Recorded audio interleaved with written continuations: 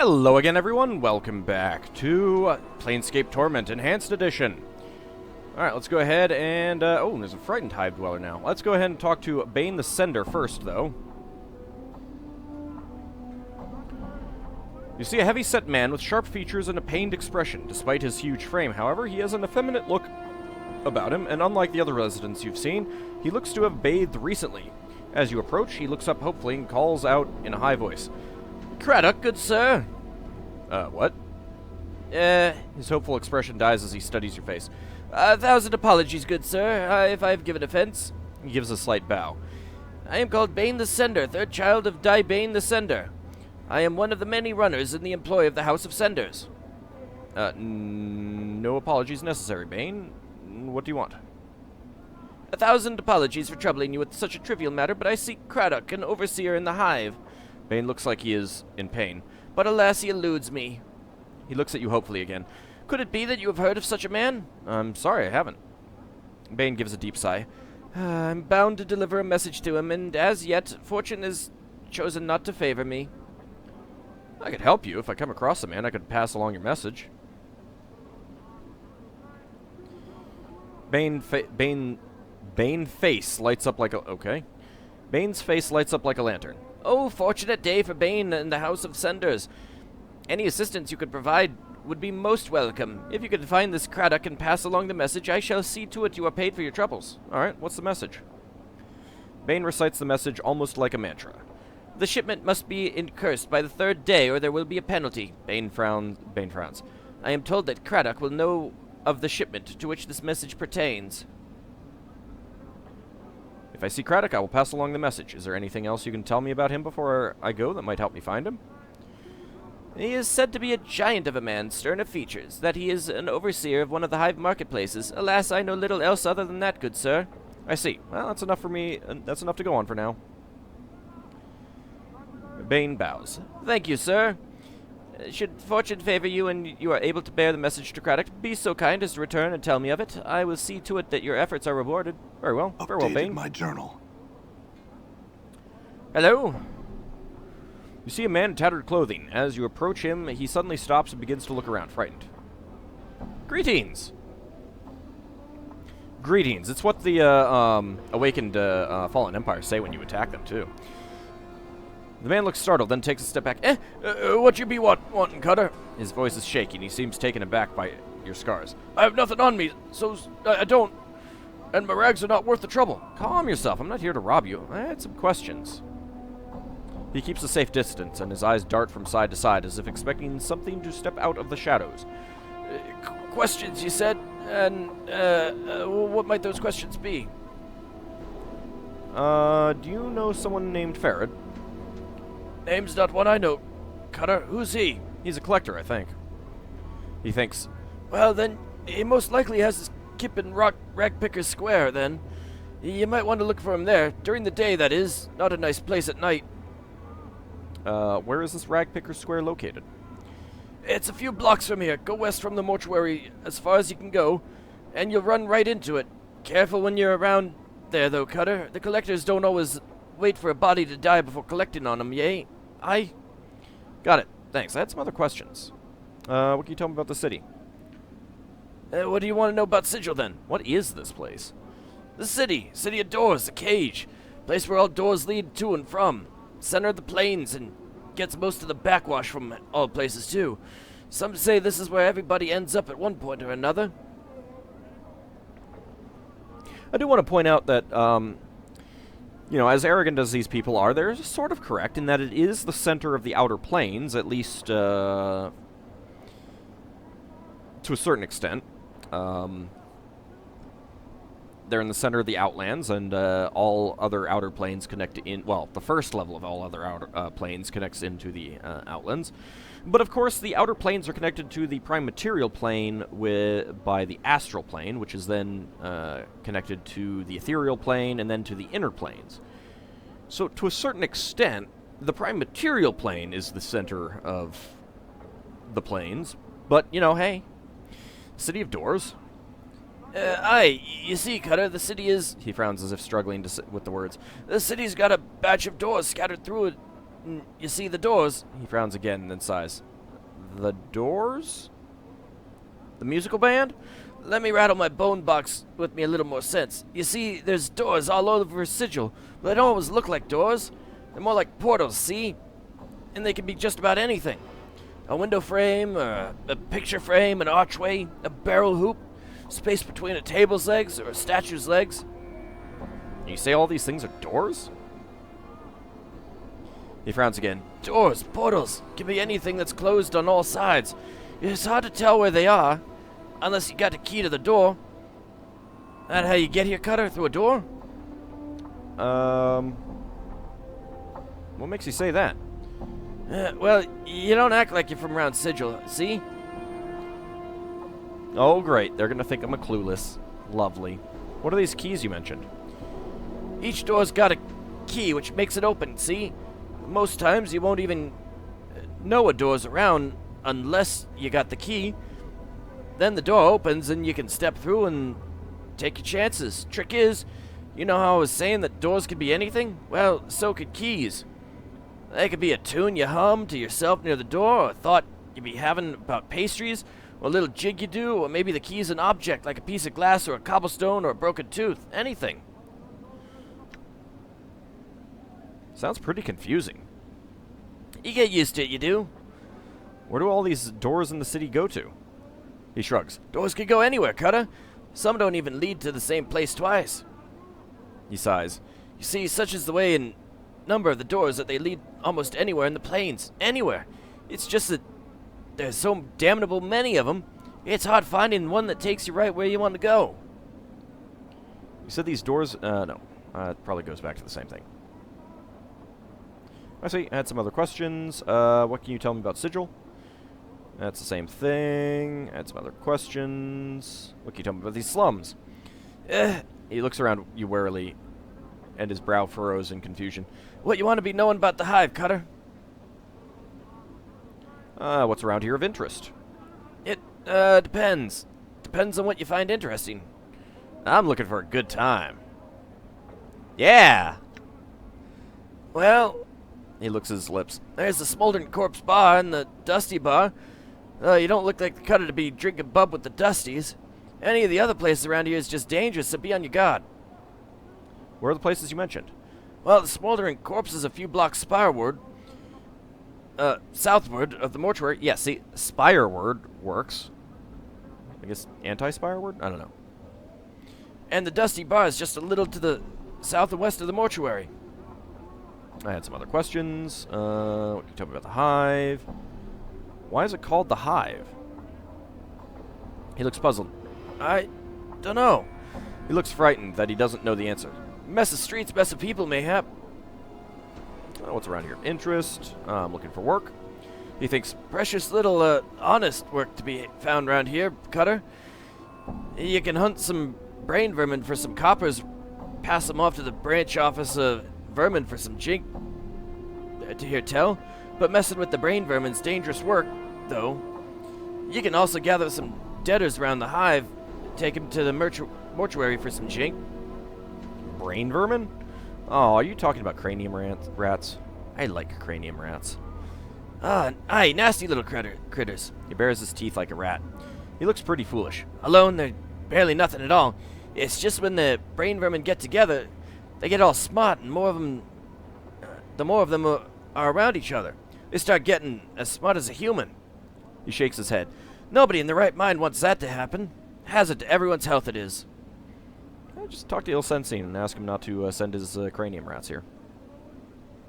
Gather bodies. Aye, the Dusties will pay jink for any debtors you bring to their gates. Not much jink to be made, but enough for the collectors to keep making their rounds, and there's always enough debtors to be found around here. Where was that branch office you mentioned located? It's next to the Hive Market. Go spireward. That's south and west of the mortuary. 3 or 4 blocks, and you'll dead end into it. The rat catchers mither out in front. Can't miss it. That's some other questions. What can you tell me about the hive? What's around here? Interest. I'm looking for someone named Farad. Name's not one I know. Cutter, who's he? Okay, that's fine. So we're out here. Interest. Looking for a missing journal. Do you happen to know where I might find one? You're missing a what? No idea where you'd find such a thing, Cutter. Alright, farewell.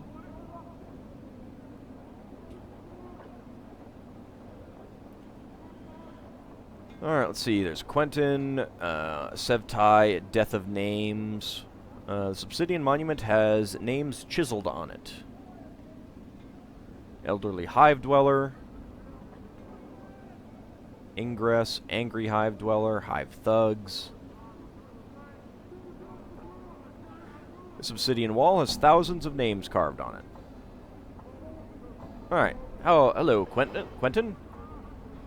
The man before you looks to be middle of height and years. He is stout with a thick, bullish neck, and his shoulders are hunched as if a great weight was pressing upon them. He wears an impatient look as he stares at the black monolith in front of him.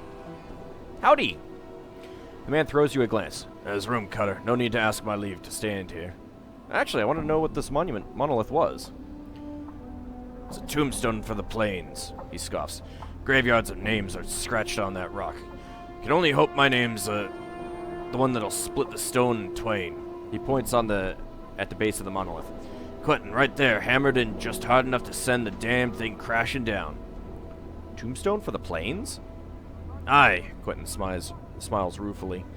The Dusties scratch the names of the dead on this monument here. He gestures around him and on the walls of this place.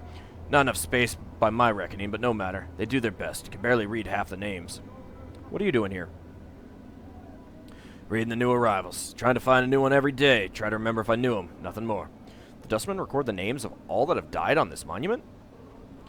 Aye, they scratch them on this rock and scratch them on the walls in this place too. Quentin scoffs. I don't know why they take trouble to take accounting of the dead. The Dusties have more care for the living. The living? Aye, you know about the Dustman mourners that come to this place? They aren't mourning the dead, see? They're mourning the living. You can barely get a word in them edgewise without asking to mourn some poor living Burke for you. Why do they mourn the living? You got me there, Cutter. He shrugs. Might want to put the question to them. Seems to me the dead are thrice worthy of the pity of any poor sod living in this pit. He nods at the monument. Every name on there is blessed. In my book, it is. Ever know anybody who came back with their name after their name was put on there? You mean come back from death? Quentin shakes his head. Not a one, Cutter. Everything that lives dies, and that's the way of things. He shrugs. Still, considering the plains go on forever and all, I suppose anything's possible. I suppose so. I had some other questions for you.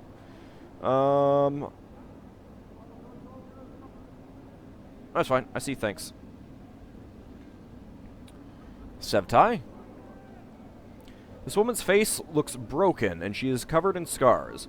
They look like bite marks and fingernail cuts. She is cradling the shreds of several rags in her hands and is staring emptily at the wall of the monument at the names there.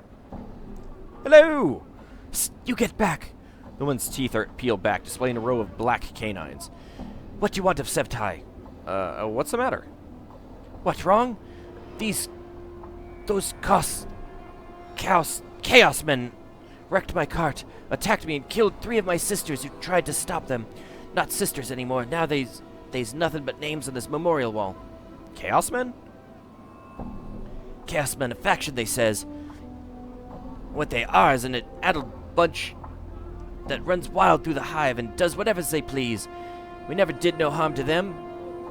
Then they lope in like dogs and tear apart anything within their reach. Who are these chaos men who attacked you? They're Hiver gang. Bunch of addled sods that call themselves the starved dogs barking or some such balmy nonsense. Their actions were unjust. If you wish, I can see that the matter is rectified. If 3 deaths they caused, then 3 deaths shall these starved dogs suffer. A copper earring in your purse if you pen 3 of these murdered sods in the dead book, Jig.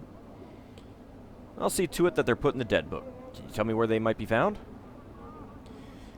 Go out the south gate, spireward from here. Then walk around the block until you comes to a place where men run in circles, howling at the sig sky. There's the starved dogs they are. I'll go look for them then. Updated my journal.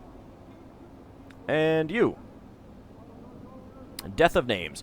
You see a Dustman with a crooked smile frozen on his face. Despite the smile, his eyes are as dull as stones. His right arm is shorter than the left, and he keeps it tucked to his side, as if cradling a small child. Hello! The Dustman's eyes slide over you. Name.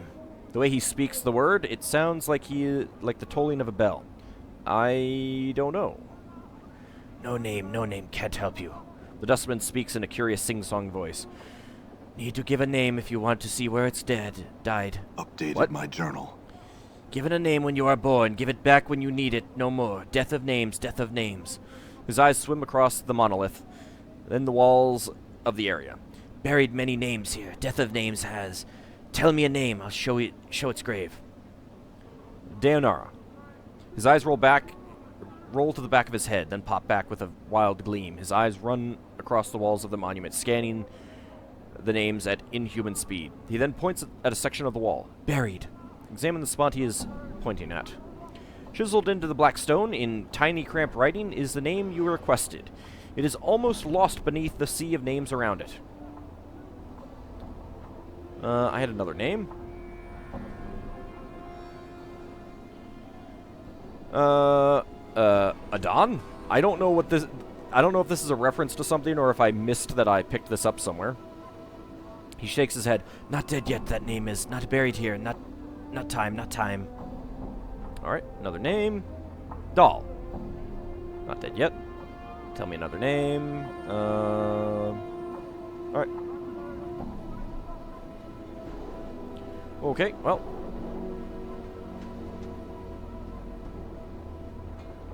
There's a door there. What are you doing, Davos? Oh, hello, enemy who's decided to attack me. I don't know why you've decided to attack me, but... I have taken some damage. I don't like that.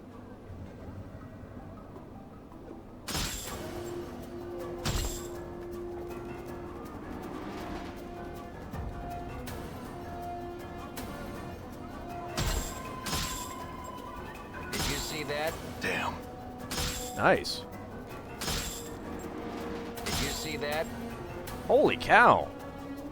Dirty rat charm and a bronze ring. Now let's go murder this guy. I'm coming for you. I'm coming for you. I'll take your coins. Excuse me, Davos. I'm not going to be able to talk to you, am I? You see a tall creature with a shock of white hair. Its skin has a greenish cast, and a pair of goat horns protrudes from its forehead. It is dressed in long flowing robes and appears to be floating slightly above the ground. Hello! The creature turns to face you, and a series of symbols appear above its head. The symbols have a slight glow about them, and they just hover there. I actually cannot see those there. Oh, for the power's sake. Pike and Davos. What's wrong? He's a Davos. They speak in rebuses. These annoying word puzzles. If you don't know what he's saying, then we better find a native or some other way to communicate with him. If we want to. An annoying bunch. My bet, they can speak. They just would rather piss everyone else off by trying to puzzle out what they're saying. What's a Davos? Chad is their janitors for the Lady of Pain. They float around breaking, fixing, and patching up Sigil according to her whims. They're worse than corpse flies. Mort sighs. They can't swat them, though, or the lady will get upset. Oh, goody. Here, let's be our total, ignoramus again. Lady of Pain? Who's that? She runs this city. You'll know if you see her. She's got these blades around her face. She's about the size of a giant, and she floats off the ground. Just like these guys. Mort nods at the Davos, who is looking at you both. Nobody knows much about her. She doesn't speak much. All you need to know is that you don't want to make her angry. If you see her, my advice, run. I see. The Davos waits patiently, its hands tucked into its sleeve. A series of symbols materializes above its head, then they vanish, and a question mark appears. Mort, can you translate what he's saying for me? Mort scoffs. I'd sooner be strained through a Tanari's bowels and unravel what these floating goat heads are trying to say. You want a translator? Find a Sigil native. I see. You are not one? Try to strike up a conversation, see if you can translate what the Davos is saying. Wow, 1,000 experience points. You ask the Davos several questions, trying to get a feel for the rebuses that appear above its head. It is extremely patient throughout your discussion, giving you easy sentences to translate. After a few minutes, you start to get the hang of it. It feels like you've done this before. Maybe you can help me. Davos waits. Who are you? The Davos inclines his head slightly, and a stream of symbols appears above his head. I am a Davos. Yay, and I got experience. This is probably based on the fact that I have a high intelligence or wisdom. I had another question for you. What are you doing? A batch of symbols appears above the Davos' head. I attend to my duties. I had another question for you. Can you tell me about the Lady of Pain? A lone symbol appears above the Davos' head. This one shows a metallic female mask with blades coming out of the sides. Just looking at the ghostly image makes you uncomfortable. I had another question. Goodbye. Leave. Don't hit me. Don't hit me, that's rude. And I'm healing. Vines with black leaves. The stems look extremely sharp. Alright, well, let's go in here. I don't know what this is.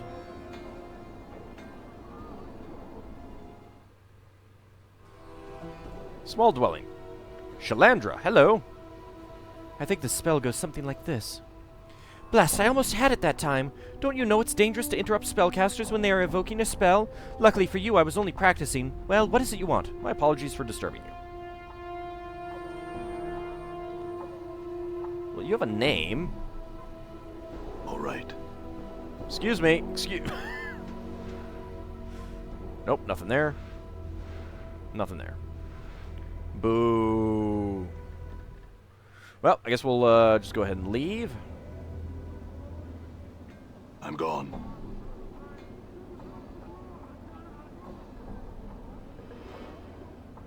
Can't go in there. Alright, this is the edge. More of the vines. More of the vines. There's another Davos.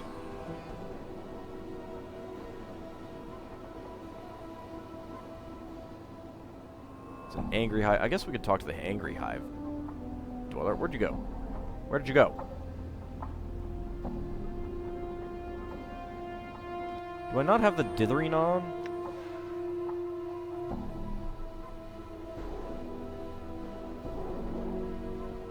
Yep, dither always. Alright, the angry hive dweller has vanished. Oh well. Oh, let's go talk to the harlot then. Hello! You see a tired-looking woman dressed in a tight leather bodice and leggings. The odor of cheap perfume surrounds her like a cloud, and her face is covered with a mask of crude makeup. She smiles as she sees you. Why don't you stay and chat with me a bit, love? Hello! The woman looks coyly at you. Now you look to be a blood who's lost something. Maybe I can help find it, Cutter? Oh? What good fortune. We probably lost what we're looking for back at your kit, miss. Actually, I'm missing a journal. Eh? She seems confused. What are you about? Forget the journal. Maybe you could help me find what I'm really missing. I'm not missing anything, but I did have some questions. The woman frowns. I'm not a tout. She frowns, then rubs two fingers together. Unless you got some jink to pay for my time. Alright, never mind then. You're lost when you get tired of losing things and need to find some things. Love, come to see me. I'll keep that in mind. Farewell. Chief, can you spot me some jink? It's been a long time, it has. Well, I suppose it can't hurt. I'm not even going to ask how you intend to accomplish this. The woman breaks in. It's twice the cost for a Mimir, or any other degenerate. Mimir? Mimir's a talking encyclopedia. That's me, Chief. I see. Well, don't sweat it, Mort. From the looks of her, I'm probably saving you from dying twice. Oh! May a pox shrivel your innards. You have the stink of and fashion sense of a goat herd, and you're twice as ugly. New taunts, all right. Mort stares hypnotized as the harlot lets loose a stream of obscenities. At the end of the verbal avalanche, Mort is silent for a moment, then turns to you. Wow, Chief. Got a few more taunts for the old arsenal. He turns back to the harlot, who is catching her breath. I'm also in love. I'm out of here. Ah, that was great. It's totally worth it. The Post. This filthy-looking corpse is in sad shape. Its shoulders are slumped, and one of its legs is broken, causing it to lean to one side. Stains cover it from head to toe. Judging from the smell and the texture, the stains run from rotten fruit to mud and bird droppings. To add to the indignity, graffiti has been carved into its body, and several notices have been nailed to its chest, back, and head. I thought I was in bad shape. Don't all those nails hurt? Let's examine the corpse. Despite the many stitches, the corpse's rotting skin is peeling in several places, revealing long stretches of muscle and bone. You'd guess that this zombie is frequently used as target practice. The fruit and mud stains aside, some of the tears in the skin have rocks and bits of glass lodged in them. One wicked-looking cobblestone is still embedded in the side of its head. Let's examine the graffiti and notices. A number of the leaflets have been ruined by rain, but some of them are still legible. One tacked to his back is from something called the Office of Vermin and Disease Control.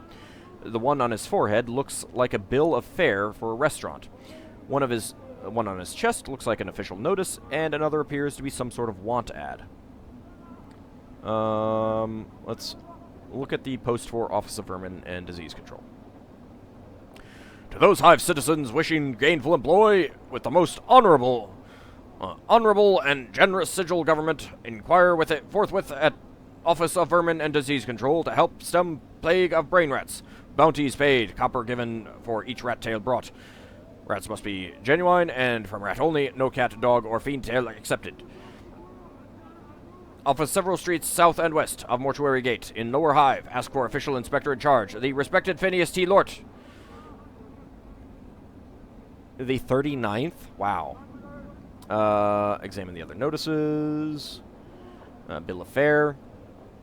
Someone has posted a bill of fare for the Gathering Dust Bar, but the bill of fare cannot be read as the words Smoldering Corpse Bar have been scrawled in charcoal over the bill. Official notice.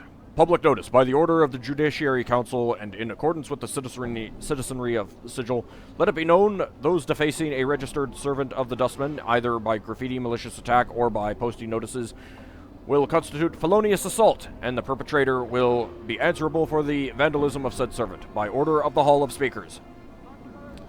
Apparently there aren't very, people don't really care about that much. The want ad. Wanted, able-bodied person willing to investigate a matter of the utmost importance to the Dustman cause. Will offer suitable compensation upon successful completion of said task. Interested parties, inquire with Initiate Norosh, Gathering Dust Bar. I don't think that there are any other notices. Let's examine the graffiti.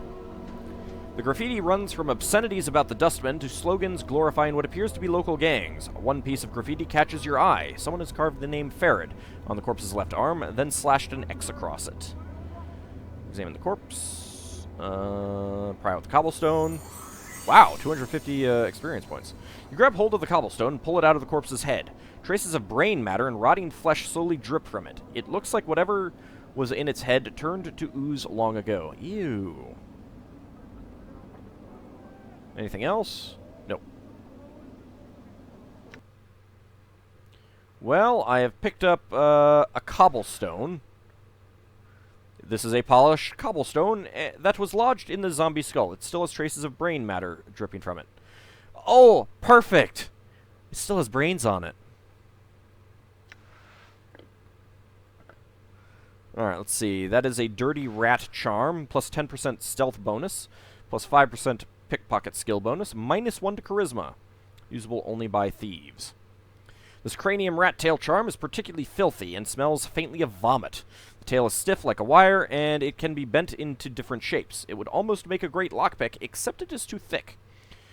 When this rank charm is consumed, the